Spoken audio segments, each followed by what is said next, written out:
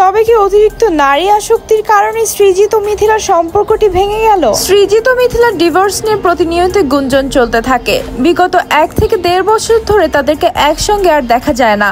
মিথিলাকে এই বিষয়ে প্রশ্ন করা হলে তিনি এড়িয়ে যেতে থাকেন। সৃজিত খুব একটা খোলামেলা কথা বলে না। তবে তার পুরনো প্রেমিকা স্বস্তিকার সঙ্গে বেশ সখ্যতা বেড়েছে সৃজিতের। জানা গিয়েছে তার জন্মদিন থেকে শুরু করে বিভিন্ন ফাংশনে তাদেরকে একত্রে দেখা যায়। এমনকি গত বছর স্বস্তিকার জন্মদিনও পালন করেন সৃজিত মুখার্জি।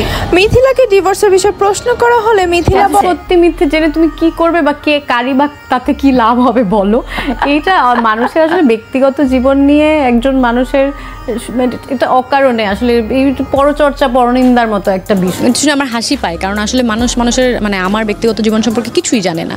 তো এটা একটা সবাই একটা ধারণা করে, সেই ধারণা থেকে মানুষ অনেক কিছু বলে নিজেরা, তারপর সেখান থেকে। তবে অনেকেই ধারণা করছে মেয়ের আয়রার কথা চিন্তা করে ডিভোর্সের বিষয়ে মুখ খুলছেন না মিথিলা। বেশ অনেক আগে থেকে সোশ্যাল মিডিয়া থেকেও নিজেরা একজন আরেকজনকে ফলো করেন না। সৃজিতের বিভিন্ন নারীকেন্দ্রিক বিষয়গুলি মিথিলা প্রথম থেকেই পছন্দ করতেন না। সেই কারণেই হয়তো বা বিচ্ছেদের পথেই হাঁটছেন মিথিলা।